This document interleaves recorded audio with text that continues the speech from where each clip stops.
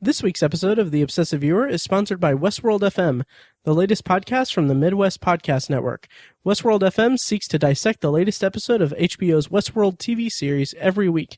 Join Alex and Nick as they take a deep dive into the latest TV show from producers Jonathan Nolan and J.J. Abrams. New episodes of the podcast are available on iTunes, Stitcher, Google Play, and more the day after the TV show airs. Check out the show at westworld.fm or search for Westworld FM on your favorite podcasting service. And thank you to Westworld FM and the Midwest Podcast Network for sponsoring this week's episode.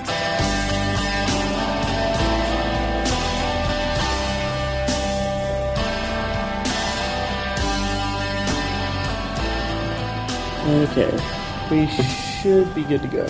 Okay. I want to welcome you all to our panel on development hell. Good morning. My name is Mike George. I'm a part of the programming team for Starbase Indy. I'd like to talk to you a little bit today about our and thank you for coming out for our panel discussion of abandoned sequels and unrealized passion projects. This is a panel about broken dreams, about the plans studios make to keep movie franchises going, and the unfinished work of some of Hollywood's greatest auteur directors. I'm joined this morning by Matt Hurt and Anthony Ramian from the Obsessive Viewer podcast. Matt, can you tell us a little about your podcast and some of the things you talk about on the show? Absolutely. We are a weekly movie and TV podcast that covers a specific topic each episode. So we'll do detective movies was our 187th episode, and we'll do some kind of themed episodes around a specific topic. And more often than not, or usually more frequently recently, we've been doing movie reviews. So we did Doctor Strange, Arrival, which was fantastic. If you guys haven't seen Arrival, go check it out. It's really great. And most recently, Fantastic Beasts. And so we're a weekly movie and TV podcast. We're local to Indianapolis. We've branched out to do live events. We do a live event for horror filmmakers in the area in Irvington each year in October. It's called Shocktober in Irvington. And we had a very successful one this year, and we're looking forward to doing it again next year. And we're coming up on our 200th episode of the podcast, so we're really excited about that, and we're excited to be back at Starbase Indy here. Well, thank you. Now, while countless film projects are shelved every year, we're planning on talking about really only 5 of these projects here today during our panel. The first project I'd like to talk about is, if I can get this to work. Well, technical difficulties. We'll go slowly. Happens every year. Yeah. And we'll first off talk about the Tron 3 project.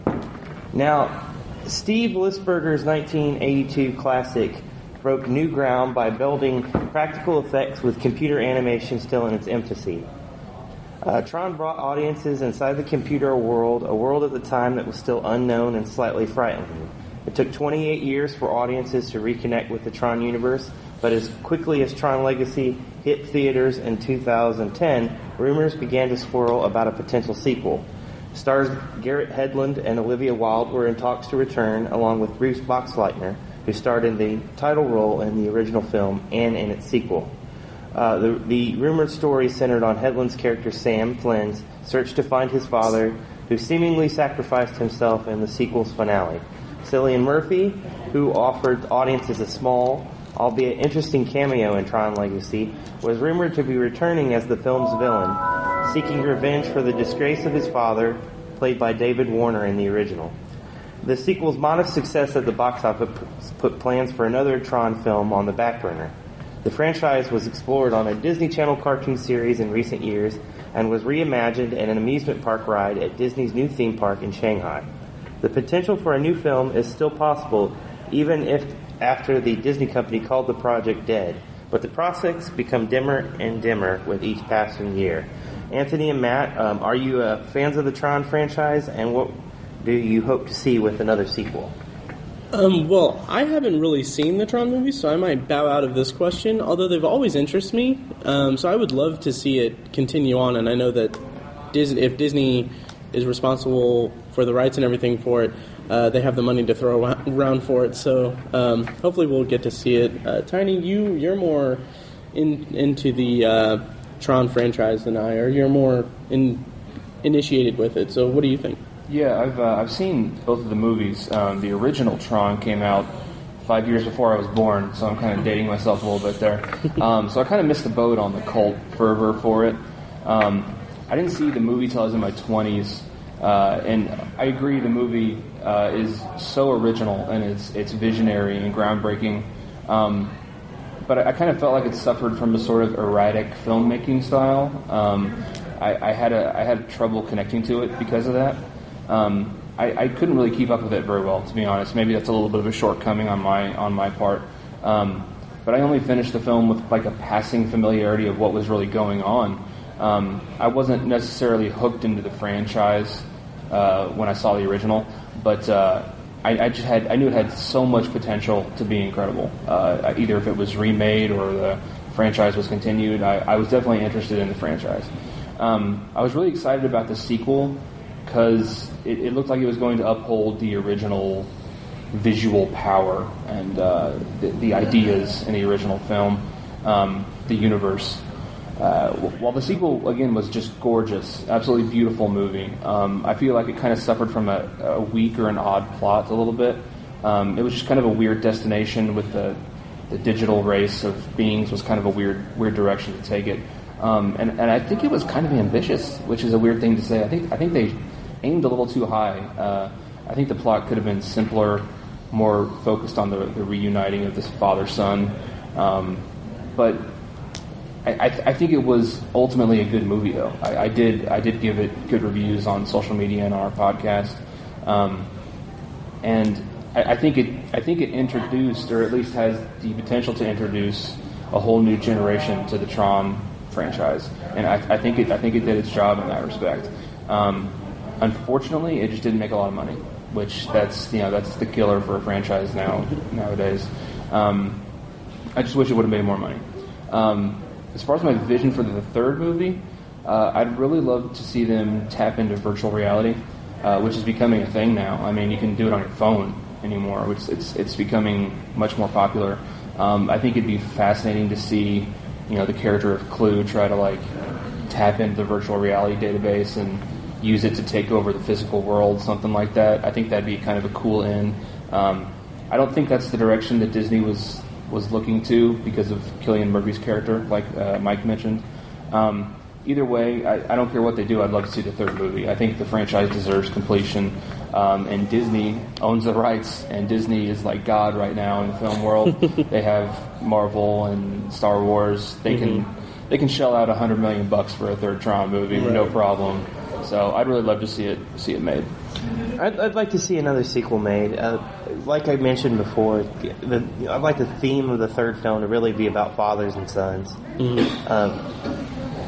David Warner is one of my favorite character actors. He kind of went off the grid for about 10 years, but now he's starting to work more in television and did some work for Doctor Who and things like that. Mm-hmm. He's starting to do convention appearances. So we can get him back as the villain character that he played in the first film, and then we have this son mentioned in the second. Will have a larger part in the third film if it ever gets made, and basically be, maybe tap into the virtual reality, but definitely be about revenge and be about fathers and sons, and where is Sam's father really dead, and then we could develop, kind of hash out a really interesting story out of that. So the next project I'd like to talk about is Freddy vs. Jason vs. Ash. When New Line Cinema purchased the rights to the Friday the 13th film franchise in the early 1990s, horror fans waited with bated breath for a matchup between Freddy Krueger and Jason Voorhees that almost never happened. Then in 2003, Freddy vs. Jason surprised audiences, giving fans of each franchise a little taste of what they loved and remembered. While neither side really won in the grudge match, fans were treated to a film that many felt would jumpstart both prospective franchises. But as time passed, Robert Englund retired his Freddy character, and both franchises suffered through what I consider some pretty weak remakes and relaunches. For years, rumors swirled of the new Freddy vs. Jason film, adding the Evil Dead's reluctant hero Ash Williams into the mix. In the fall of 2007, the matchup was realized, but in a comic book form. It was a sequel comic book series that also included characters that had survived each of the franchises. So I thought that was very interesting. Matt, do you think with the release and success of the new Ash vs. Evil Dead cable television series, do you think there may be renewed interest in this abandoned sequel? What would you like to see if it got made? So, I haven't seen Ash vs. the Evil Dead, and I haven't read the comics of the Freddy vs. Jason vs. Ash, but to be honest, I didn't know that this was a thing that was, potentially meant to happen on film. But, I mean, it's funny because for me personally, I think that that's a great hook for a movie to have Ash against Freddy and Jason. I would like, that would be my interpretation of it, would be to have Ash kind of going up against these two titans of horror. And because both Freddy and Jason, they have their own styles, their own unique styles, and their own unique worlds. And I think that it would be fun to play with in those, to have those characters play with Ash in those worlds. But even though Ash vs. Evil Dead is successful and it's big right now, I don't know if they would ever make this sequel or make this project, because I think that there's a little bit of there's a little bit of a stigma against versus movies like this. I'm thinking of like Alien versus Predator. I don't think that was very well received, and I think that the studio may be a little hesitant to actually go forward with this, as much as interesting as it would be. But if they did go for it, what I would like to see in it is, just in a word, blood, gore. I think that it could be just a really fun gore fest, and it would just be a delight to see these characters interact with each other. And I say that about versus movies and team up movies. Even though we did get Batman v Superman, but that was also it was a box office success, but critically it wasn't that well received. So I think that there is a little bit of a stigma against the team up movies or the going up against each other movies versus movies right now. So I don't know if they would ever make it, but you're right. The remakes of Friday the 13th and Nightmare on Elm Street weren't great. I'm kind of an apologist for the Nightmare on Elm Street remake, but it still doesn't reach the full potential of what that franchise could reach, in my opinion, because that concept is amazing. Well, I feel like with the Nightmare on Elm Street remake, that Jackie Earle Haley took a character and he made it his own character, and he was kind of the strength of that film. There were some elements that I liked, but for the most part, it was just him doing a good job, surrounded by a lot of things that didn't work. Yeah. I love the idea of micro dreaming or the I think it's called micro dreaming, where they just kind of they're so sleep deprived that they just jump into a dream state. I worked security third shift for almost 10 years, and I can relate to that so much. So that's a real thing, and I love that they incorporated those micro naps into the movie. So unfortunately, it just wasn't enough to garner a sequel to really kickstart the franchise back. And with this Freddy vs. Jason versus Ash potential team up, I mean, what you were mentioning about like versus movies getting, critically panned a lot of times is because it's kind of a cheap conceit in terms of writing, and critics want something more than that. I think it's fan service. Yeah. And what you do with a movie like this is you pay Robert Englund whatever he wants to come back and put the makeup on for and just make sure his kids have a trust fund or something like that, and then you get Jason back, and I don't know if we want to do Kane Hodder. Probably have to have Kane Hodder back to play the character again. And then to just make it and what you mentioned about making it a gore fest, that makes it fun, and that makes it what, like, the fans want to see. The fans want to see, like, Freddy take your deepest fear and turn that into something, or your deepest desire and turn that into something that kills you. You don't like clowns. Here's a circus. I'll kill you. And then, you know, Jason is just killing people in interesting ways in those films, and so that's what you definitely want to see. And then you got a smart aleck like Ash in the middle of this project and in this middle of the story, and then you there's just countless things. I think the big hurdle is with Ash versus Evil Dead is its licensing issues and things like that with the characters. If they could make this work, you know, it'd be a nice love letter to the fans of both those franchises, but it's been so long since the 80s that now it's the light is getting dimmer on the potential for that, even with this new TV series out. So they're just going to definitely go in different directions, because I mean, a lot of young folks today probably haven't even heard of these characters, unfortunately, because they're just not out in the public consciousness. So I'd like to talk a little bit about the Batman movies. This is a potential sequel called Batman Triumphant. It's a symbol that they came up with on the internet. Before Christopher Nolan relaunched the Batman film franchise with a darker, more realistic tone in 2005, the Batman franchise had skewed in many different directions. The initial blockbuster success of Tim Burton's Batman in 1989 had Warner Brothers salivating for a sequel. But Burton was reluctant to retake the franchise and decided to focus on Edward Scissorhands instead. When the studio allowed him carte blanche to make the sequel he wanted, Batman Returns was a little bit different, with the new production design aesthetic that was more cartoonish and yet a darker tone to the film, many adult elements. Many fans and critics were disappointed. Original plans for Batman Returns included a return of Billy D. Williams as the Harvey Dent character that he played in Batman '89, in a part that would have seen the origins of his villainous Two-Face character. But the studio decided to buy out Williams's contract, and his part was incorporated into the character that Christopher Walken brought to the screen in Batman Returns. There was also plans to bring the boy wonder Robin, who was slated to be played by Marlon Wayans, into the story, but the idea was nixed by Tim Burton. Anthony, what do you think audiences would have seen with a Billy D. Williams Two-Face or a Robin introduced into Batman Returns?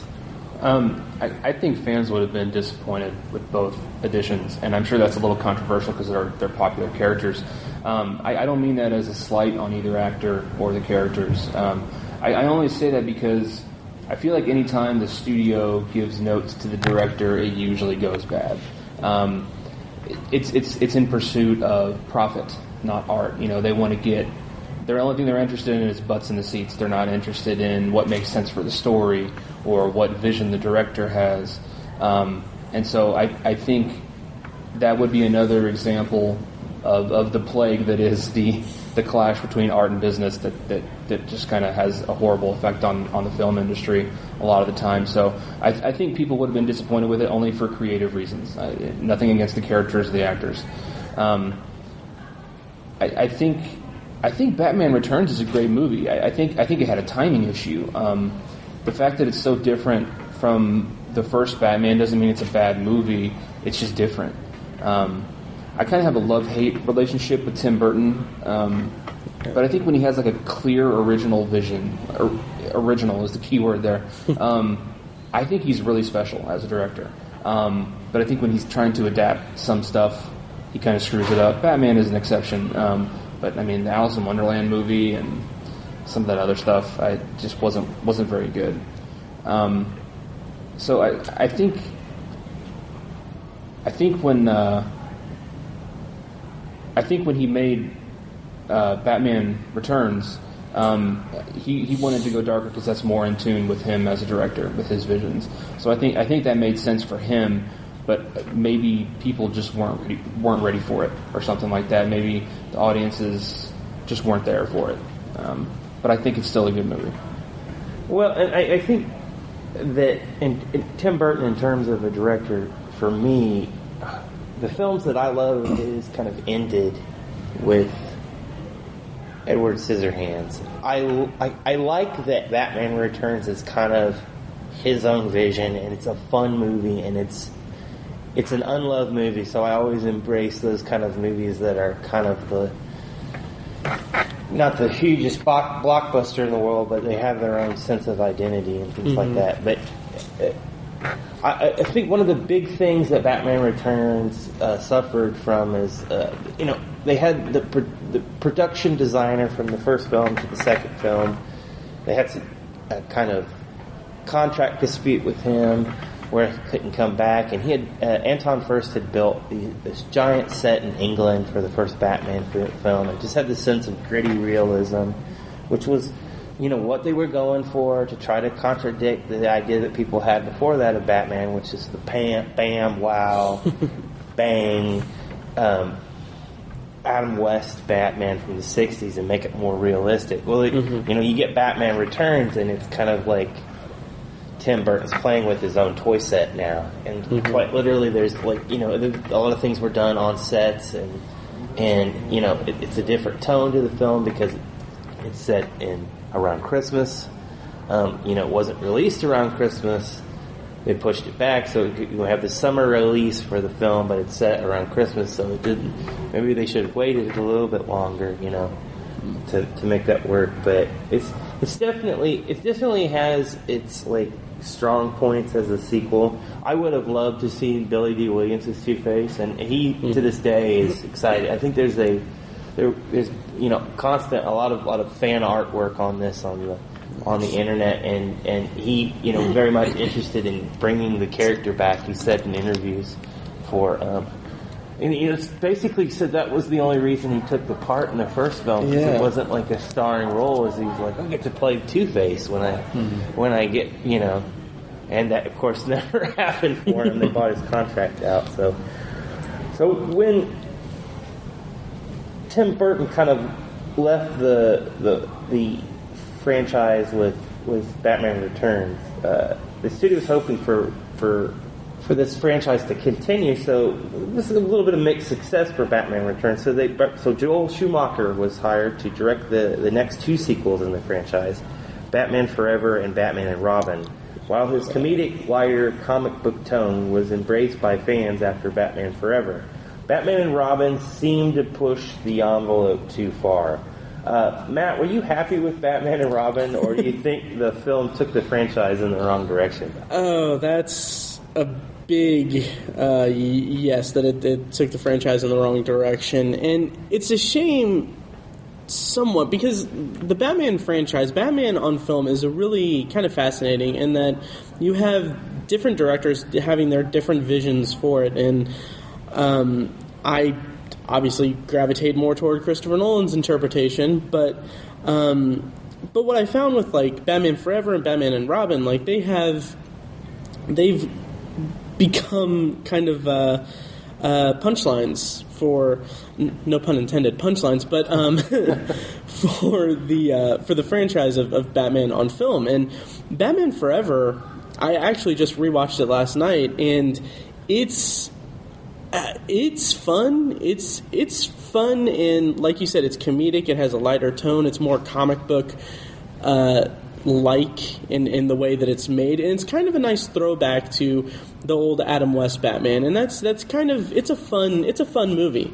Jim Carrey is doing his Jim Carrey thing at the height of his Jim Carrey-ness, so that's kind of hit or miss for people. But the thing about Batman and Robin, though, so you have Batman Forever kind of reestablishing a fun tone, a light tone, and then you then you go into Batman and Robin, and it is just cranked up to 11, and they're adding Alicia Silverstone.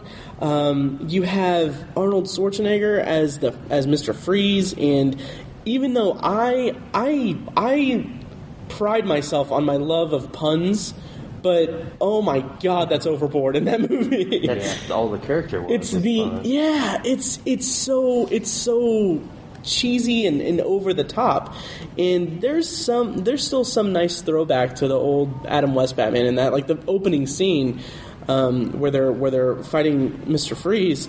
Like they have like Batman and Robin are surrounded by the henchmen that are hockey players, and they have like they hit their feet together, and they have ice skates so that they can fight them, and it's so cheesy and campy, but going forward in the movie, it's hard to watch. I saw it when around the time it came out, and I thought it was fun, but then again, I was like 12, so there's that, but after that, like I can't sit down and watch it from beginning to end without thinking of the different iterations that we've had of Batman and how much better they are. So, Batman and Robin, as much as I am forgiving of Joel Schumacher with Batman Forever, and I think that it's a pretty solid, fun movie that you can't really take seriously, Batman and Robin just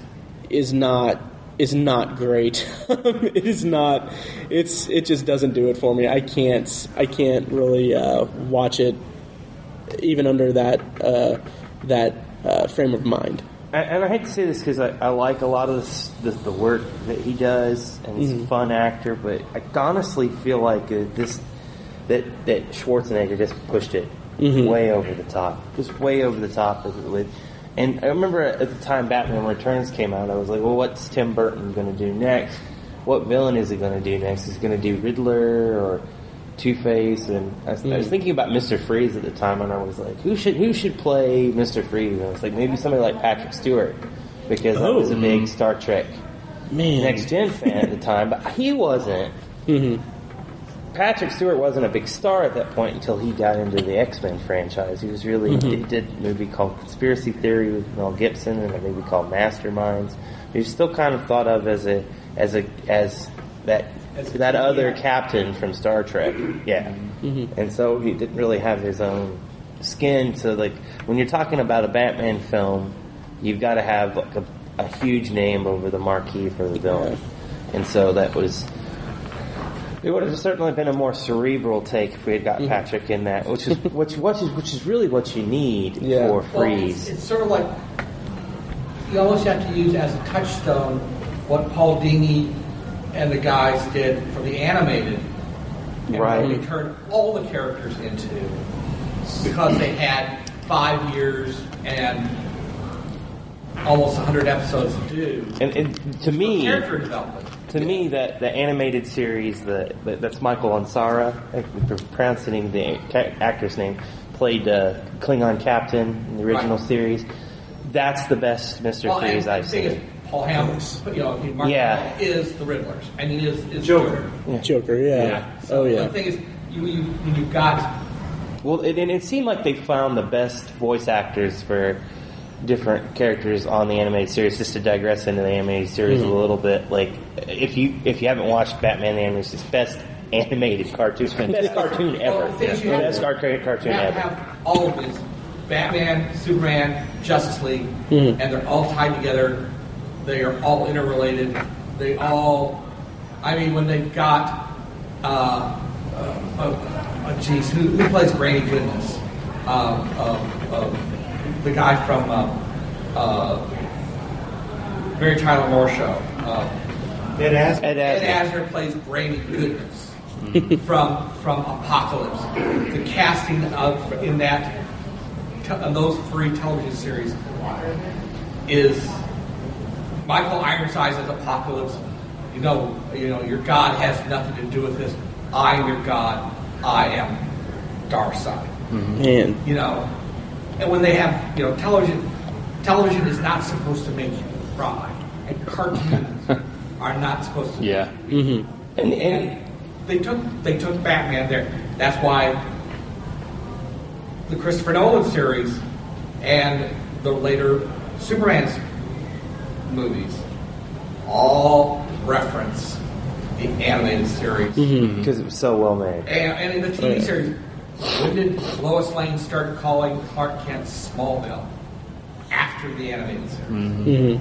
When did, Ma and Pa Kent stay alive after, in the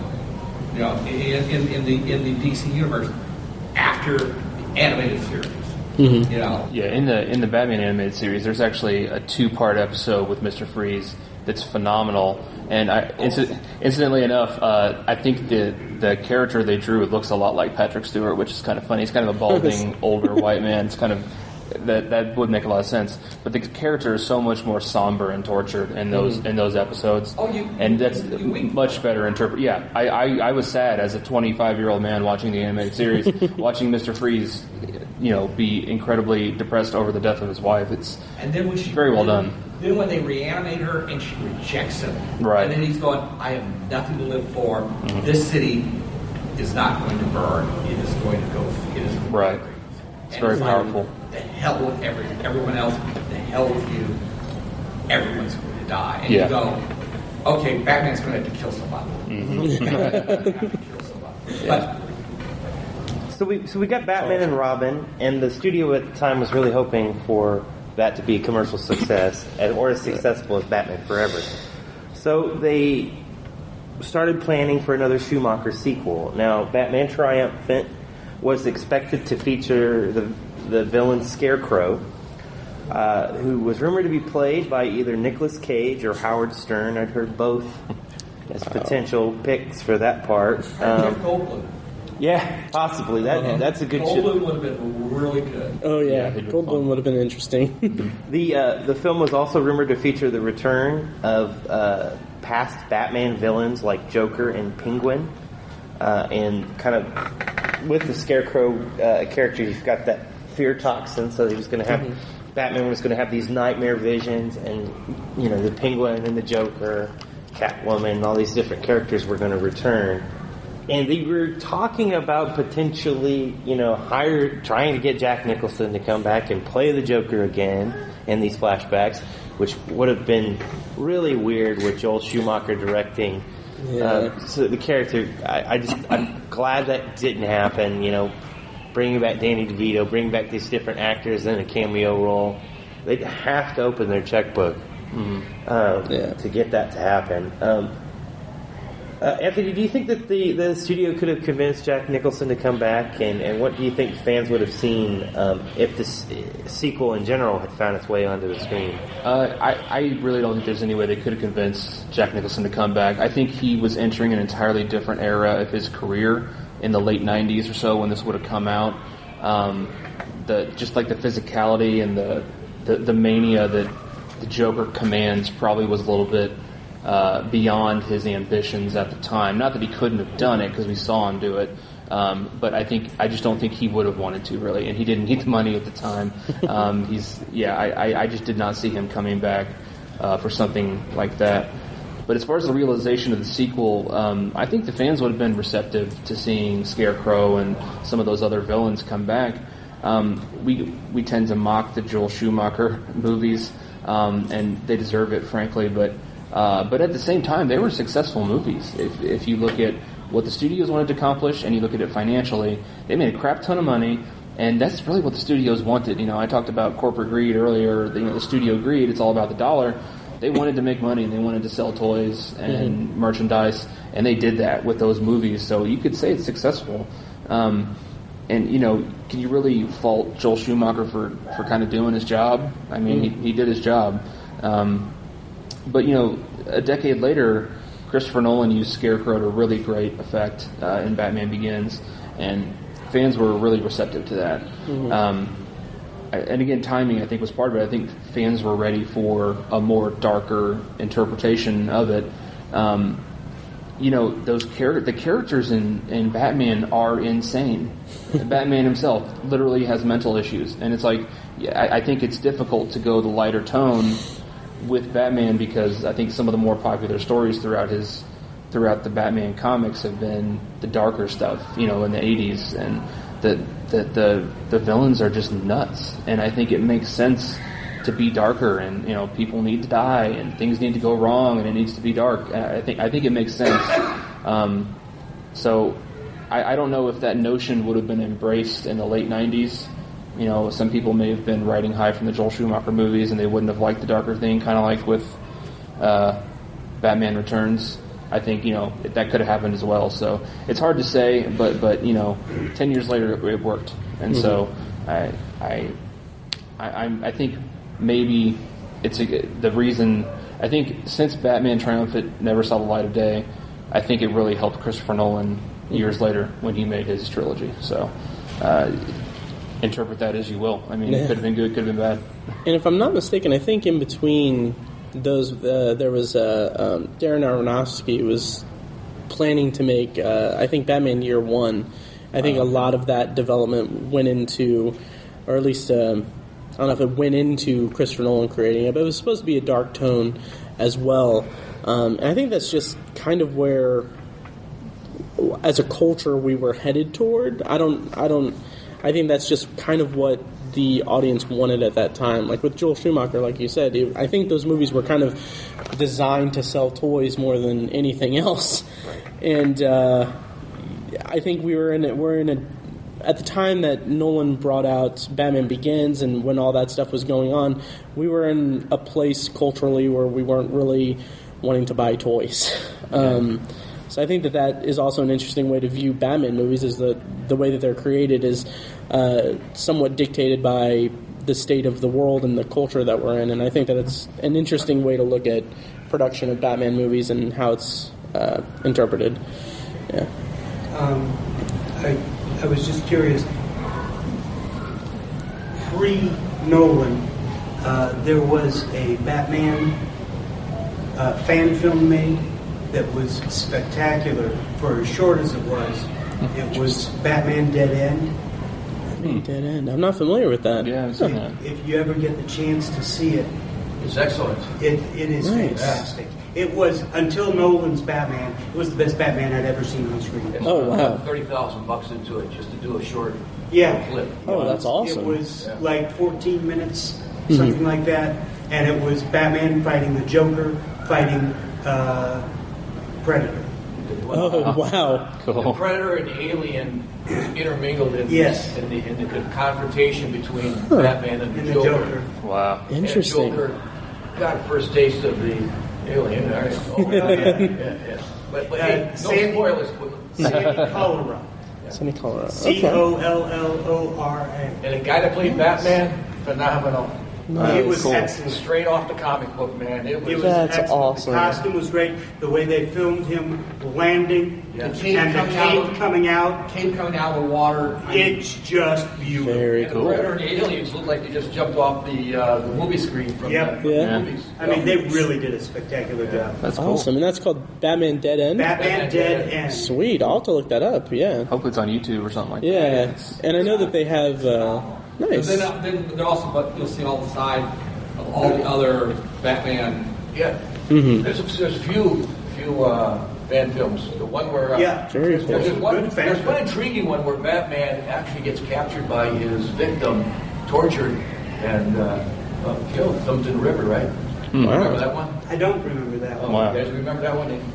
I don't know, Yeah. but then they also have the short clip they did from the Frank Miller Batman, where the Batman, the Frank Miller Batman, is fighting the mutants, and it's Michael Ironside doing the voice of the elderly Batman, and you're going, no, that's the animated Batman I want to see. Yeah. Nice. Cool. But see Dead End if you get the chance. Yeah, I'll definitely check that Yeah, out. check out those other ones, you know. Yeah. That one where he gets killed by his victim. He gets pumped full of drugs and everything while he's Wow. being tortured. That's If you crazy. If you check comic book fan films It may on be a spoiler alert, YouTube, but you should see quite a few. Sweet. Nice. Awesome. Cool. Thank you. So I'd like to move on to a discussion of some unfinished films. I have two examples of films that were never realized from some of Hollywood's greatest directors. Monty Python alum Terry Gilliam has tried for more than 20 years to finish his passion project, The Man Who Killed Don Quixote. According to Wikipedia, pre-production of the first version of the film started in 1998 with a budget of $32.1 million without American financing, with John Roquefort as Quixote, Johnny Depp as Toby Grisoni, a 21st century marketing executive thrown back through time, and Vanessa Paradis as the female lead. Shooting began in 2000 in Navarre in Spain, but a significant number of difficulties, such as set and equipment destroyed by flooding, the departure of Roquefort due to illness, problems obtaining insurance for the production, and other financial difficulties led to a sudden suspension of the production and its subsequent cancellation. The original production was the subject of the documentary film Lost in La Mancha, which was intended to be the making of the film but was released on its own in 2002. Gilliam made several repeated attempts to relaunch production between 2005 and 2015, which included the likes of Robert Duvall, Michael Palin, and John Hurt as Quixote. The most recent attempt to make the film was in 2016, after Gilliam announced it during the 2016 Cannes Film Festival.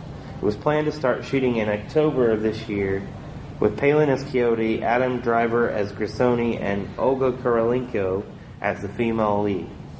The new version would be set in the modern day, with Grisoni as a director shooting a commercial and coming across a copy of his old student film, a retelling of the famous Don Quixote story, which leads him back to the little Spanish village where he shot it back in the day, only to get embroiled in a series of adventures and catastrophes. However, in October of 2016, it was announced that the production was delayed yet again, as producer Paulo Branco was unable to secure funds for the film. Gilliam, however, still intends to make the movie, stating, "I will be dead before this film ends." Gilliam's project seems to be the definition of development hell. Matt, do you ever think we'll see Gilliam's dream project on the big screen? And what can we expect? I really hope so, because he is such an interesting filmmaker, and like you said there, he has such a passion for this project. Like, this is his dream project, and I would love nothing more to see him actually achieve it. And it's kind of a double-edged sword, because theoretically, if he does finish this movie and he releases it, there's going to be such a the bar is going to be set so high, because it comes with so much history and so much of a struggle to get it created, that it's going to be potentially a big disappointment. That could have an adverse effect on the audiences. But I mean, he's been struggling so long to get this made that I would love to see him do it, and I think that he will achieve it. I hope, at least, but I think that he will be able to achieve it at some point. It's just no telling when, but I think that he'll be able to do it, hopefully. Or it could just be a completely cursed project that's never meant to see the light of day. But I would love to see his style used in this sort of story, and I would give him a bunch of credit to make any changes or to go his own way, because he is such a unique and innovative filmmaker that I would love to see his take on it, because he's such an interesting guy. What other films has he? I'm not familiar with him. Oh, he did. What other films has he done? He did Brazil and Time Bandits and 12 Monkeys. Oh, he 12 did. Monkeys. Oh, Yeah. Oh, yeah. Really? What was the one with Robin Williams? Fisher King. Fisher King. The Fisher King was the movie that he made after this failed, and it was like the movie that he had to make under budget, on time, or he would never work in that town again. Oh, wow. And the thing is, and basically, that was a gun up to his head, and they said, listen, you're going to make this film, and it wasn't his script. You're going to make this film on budget, on time, on budget, or under budget, with this cast, or you will never make another movie again. Yeah. And I believe that's the one that Robin Williams won his Oscar for Best Supporting Actor. Yeah. So that was his redemptive movie, and so they've let him loose on pretty much everything since then. And to do whatever he wanted to do, and frankly, not being able to do this and find a good producer, because this is all the crap he's having with this is a producer's problem, not a director's problem. It is, yeah. This is all, if this was Harvey Weinstein, it would be writing checks. Yeah. And this would be, they'd be doing this in Mexico or whatever the new cheap garden spot, not Vancouver, because they need someplace dry, which would probably still be Spain. But they've got Spanish studios and they've got places to do that, but they just need a producer who can fund it. Well, Terry Gilliam is 70. I don't think he's young anymore either. I'm not saying he can't make movies anymore, but you get to that age and Pythons are starting to die off. I mean, he's an honorary Monty Python. They just announced that. Which one of them has Alzheimer's? Terry Jones. I saw him last year at DragonCon, and he had to be assisted through answering every question. He had to be handled, and it was uncomfortable to watch it. I was like, he has dementia. Man. There, and they didn't announce it until the next year. That I hadn't heard that. That's such a shame. Yeah, and Terry was the intellectual Python. He did the Crusades. He was the historian. He great BBC documentaries. Right, and he was the one that. So they're getting to that age where there's a very small window for Terry to get this film made, but it should get made because there's so much in his career that every time he's one of these visionary directors where, and I heard David Warner say this at DragonCon about Terry because he worked with him on Time Bandits, is that he puts what is in his mind on the screen better than any director that David Warner had ever worked with before. What was the last one he did with Imaginarium of Dr. Parnassus? No, it's the one with the German. Zero Theorem. Zero Theorem. That got great reviews. Yeah. It's totally whacked. It's off the wall. But this seems more like a walk in the park. Like I said, it also needs Harvey Weinstein to checks. I've always described Terry Gilliam as Ridley Scott on acid, and I think that's a good way to put it. He's super visionary, but he's weird, and I think it's amazing. Yeah, he's a great director. Amazing director. So hopefully it gets made. Cool. And finally today, I'd like to talk a little bit about one of Hollywood's arguably greatest directors, Stanley Kubrick.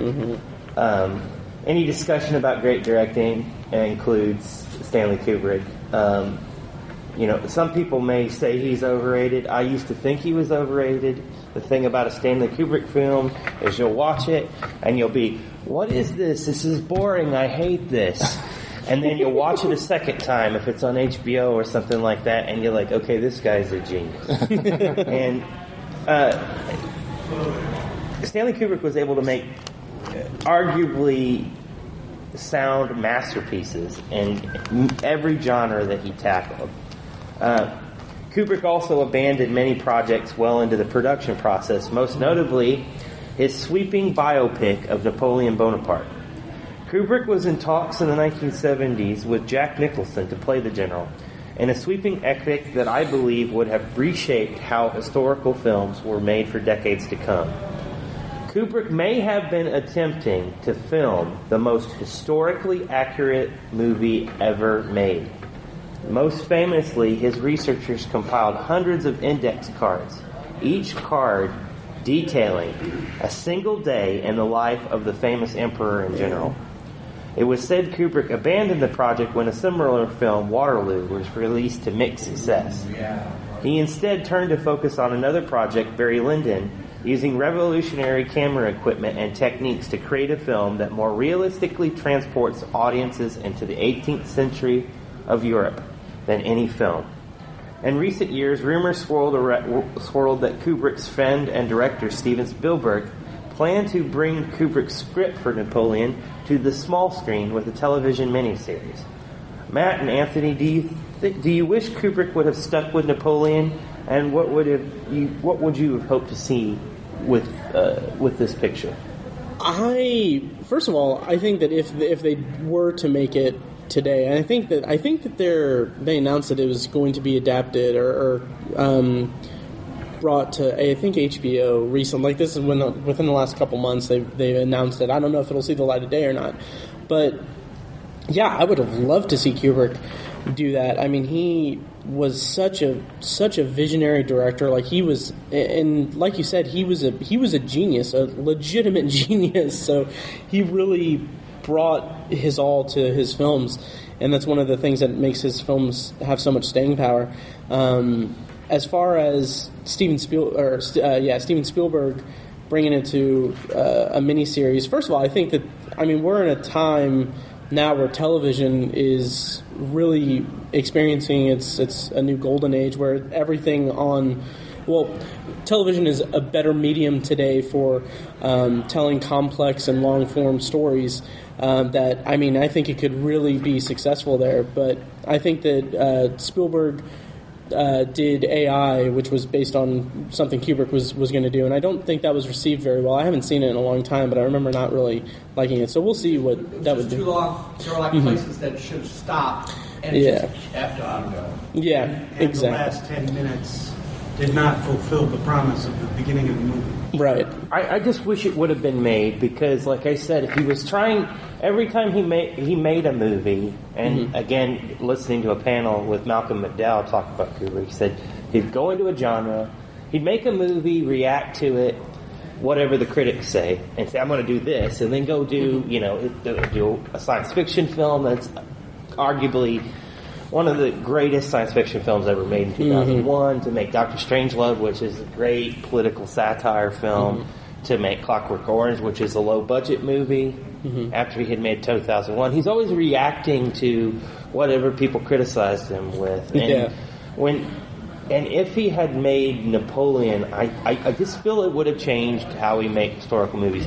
There's so much dramatic license that's taken when they bring history to the screen. And they don't need to. Right. Because the story, they just don't need to make it, I want to change that Thomas Jefferson said this. No, just use what Thomas Jefferson said and illuminate it for people. Because people get their history, not from books and reading Scott, but they get it so much of the public that has that are busy with their own lives gets their history from television, from movies, and to have something that as historically accurate as this with this Napoleon would have changed the way we make movies. It would have been much more documentary style, and it needs to be so that people don't have these misconceptions about history. Absolutely. Have you seen Waterloo? I have. I like parts of it. The thing is that the fact that the directors and producers of Waterloo hired the Soviet army and got them in a costume. Wow. And that when you're flying over and you see this French cavalry unit, full cavalry unit, charging at a British unit, and the unit goes into square. The maneuver that you're supposed to go into when you're being charged by a cavalry unit, and you piss your pants because you're going, my God, that's what it's supposed to look like. And you see other things where you see the historical figures screaming and yelling the things they were screaming and yelling when Boucher of the Prussians were come my children, they are calling us. And when the general who was standing next to one of the other generals, having his leg blown off by a cannon, he goes, my God, sir, my leg is been blown off. and the other general goes, my God, sir, it has. That deadpan English way. Wow.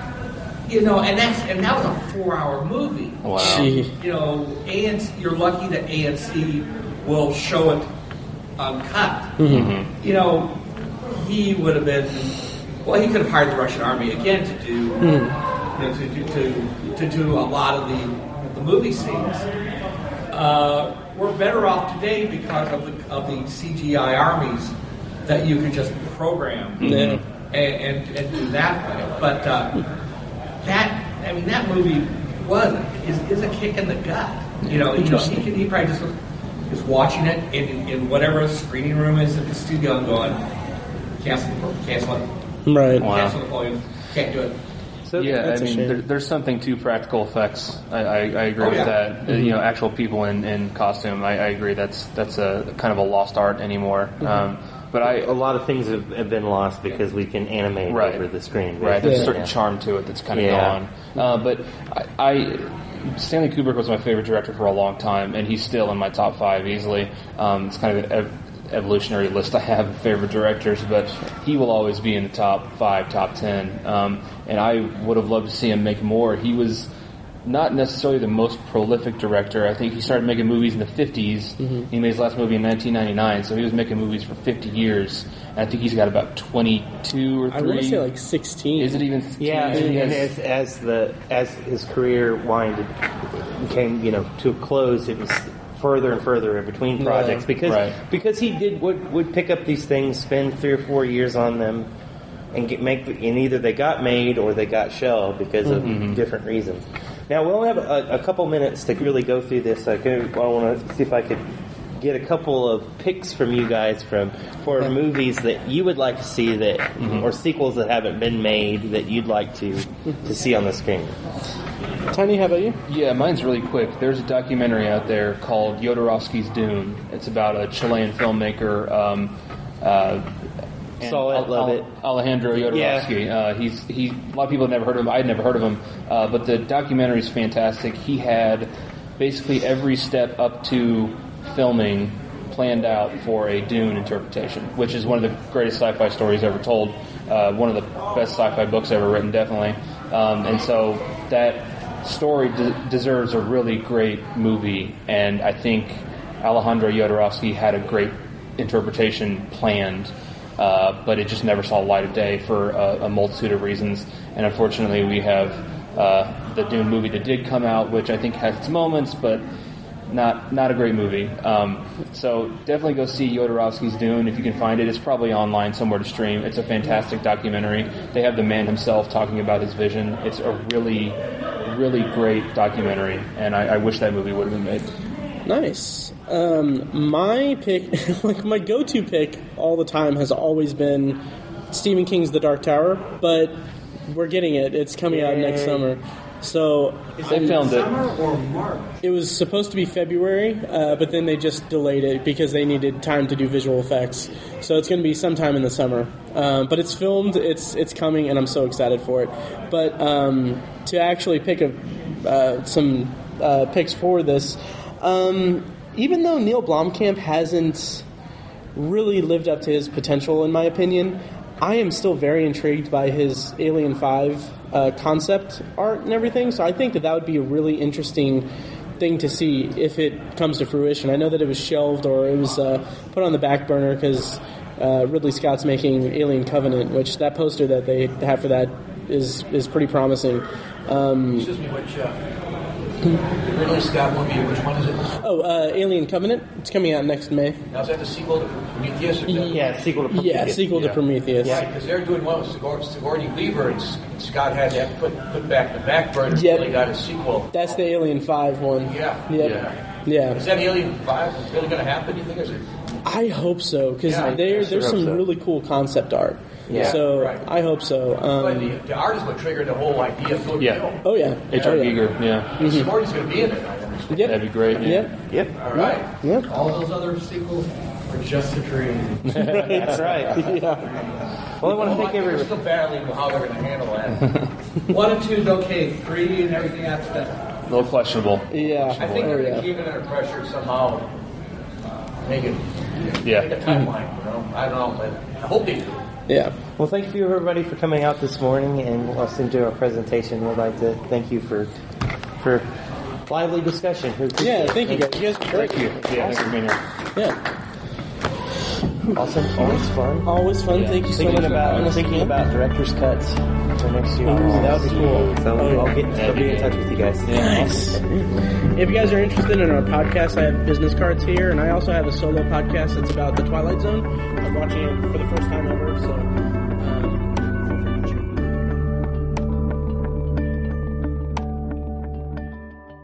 Okay, so we are here in my car after recording our Starbase Indy panel with Mike George. Thank you once again to Starbase Indy for having us back. Oh, man. So anyway, what we're doing now is we're planning the next episode of the podcast. And what we're going to be doing is another Netflix Picks episode. And this time we're going to change it up. In the past, we've done... we've picked just random numbers of each other's queue. But this time we're going to... I have in my hand Tiny's phone. Tiny has in his hand my phone. And after taking numerous... dick pics, on it. What we're doing, that's a joke, guys. That's a joke. Anyway, what we're doing is we're looking through each other's list, and we're going to pick a title from each other's list for the other one to watch. And that will be our episode for next week. And Tiny, have you picked what I should watch? I have. Okay, I'm still going through here. There's some that have stuck out to me. Oh man, there is a lot here to figure out here, and I think I found one. We agreed that we would just do movies, so I had to kind of really work to scroll past Black Mirror because I really wanted to pick that for you. But Tiny, why don't you go ahead and tell me what I am to watch for next week's episode? Absolutely. I don't know if you've seen this or not. I hope you haven't, because I think it's an underrated movie. What I have selected for you is the movie Contact. Oh, nice! Yeah, have you seen that yet? Awesome. I have not seen it, Nice. and I almost watched it for our review of Arrival. So, Okay. yeah, okay, awesome. I'll definitely watch that. Contact, sweet. Yeah, I think that movie gets a bad rap, but I like it. Nice. I picked one for you. It looks like you may have already started watching this. I don't know if you watched it entirely. Okay. But as you do have a leaning toward documentaries, I chose Raiders, the story of the greatest fan film ever made. Awesome. Yes, which Nice. I'm really excited for you to watch because I watched it at Heartland last year, and it was probably my favorite movie that I saw at Heartland last year. So Nice. So that's it. Next week on the podcast for episode 196. I believe it's 196, and we're going to be doing Netflix picks, both on Netflix. Tiny's going to watch Raiders. I'm going to watch Contact. Yep. I already almost forgot. And we're going to convene and review them. You sounded like a turntable powering up. Jesus. Yeah, so that's it. And thank you guys for listening, and we'll see you next week. Thanks, guys. Thank you for listening to The Obsessive Viewer, presented by ObsessiveViewer.com. You can find more of our episodes at ovpodcast.com, and you can subscribe to the show on iTunes, Stitcher, or your preferred podcast app. The Obsessive Viewer's theme song is An Eclipse of Events and is provided by Loudlike from their EP Mistakes We Must Make. You can find that and more great music from them on iTunes and like their Facebook page at facebook.com/loudlikemusic. Any and all feedback on the podcast is encouraged. You can email the hosts individually at Matt, Tiny, or Mike at ObsessiveViewer.com, or send an email to the podcast in general at podcast@ObsessiveViewer.com. Check out the Obsessive Viewer blog at ObsessiveViewer.com, where we post movie and TV reviews and the occasional editorial about the business of entertainment. You can also like us on Facebook at facebook.com/TheObsessiveViewer and follow us on Twitter at ObsessiveViewer, at ObsessiveTiny, and at IamMikeWhite. If you want more obsessive content in your life, check out our sister site, ObsessiveBookNerd.com, for book reviews, author spotlights, and a general celebration of reading.